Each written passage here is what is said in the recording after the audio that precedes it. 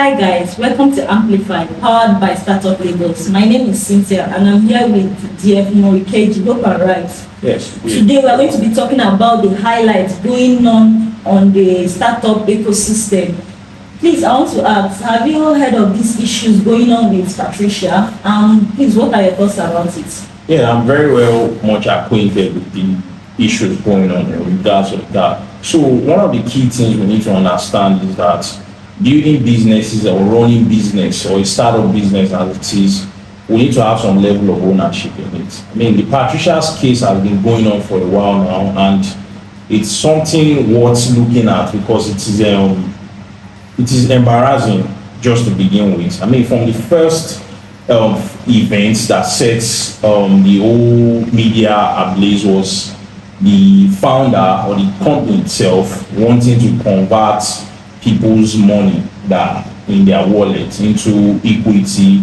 Then they didn't stop there. They proceeded to converting people's money to coins, blockchain coins that holds no value. I mean, if I'm keeping 2 naira in your company and I'm not giving you authorization to convert it into anything, why do you want to go ahead to do that without my consent? Now, so they didn't even stop there. They tried organizing a whole lot of town halls, talking to their customers, but there's still no proper solutions out of this. And I know the founder has not been around, as he even went on to claim they have no physical office.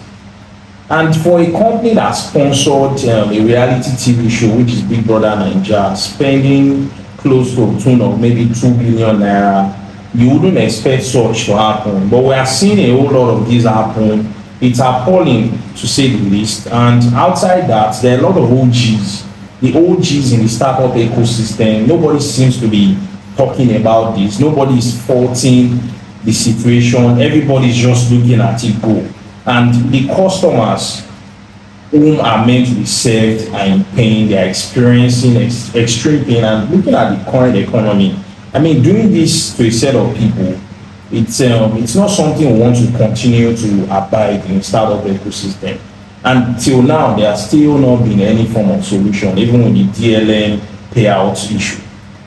So no police have been set for these issues? Well, in my own opinion, I strongly believe the FCCPC, that's Federal Consumer Protection Agency, would venture into this and help normal Nigerians with their money strapped in this space to get things out. But in that kind of case, you can only do it when the company is even willing to cooperate to return people's money. But in the absence of that, there hasn't been anything solid. It's just been different newsletters from newsletters. The policymakers in this space will be the government.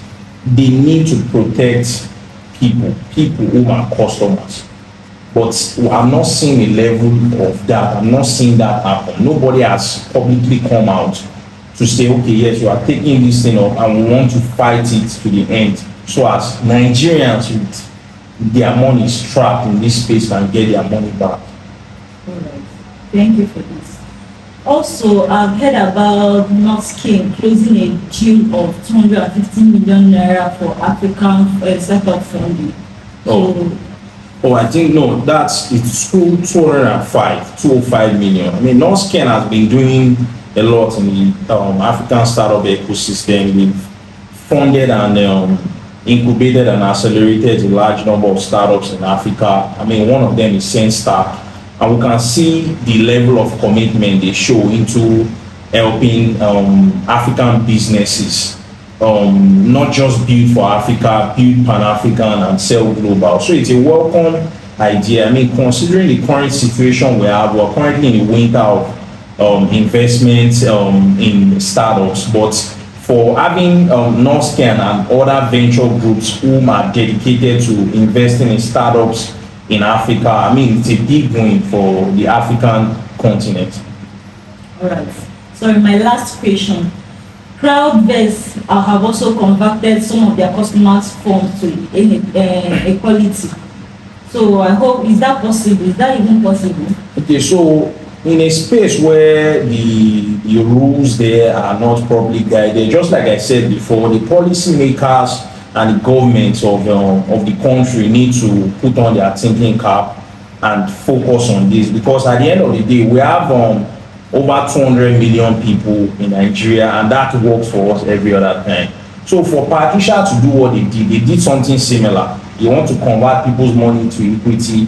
They want to convert people's money to some form of coin. That's the same thing Crowdyvest is doing. Mind you, that of Crowdyvest should be almost over 2-3 years, 4 years issue, where people have their money trapped and converting it to equity. What's the valuation of the business? What is the business doing in real time? Who owns the business? Who are the faces there? Of what benefit is it to the customer who invested money in one of your schemes, and then you choose to want to give them equity?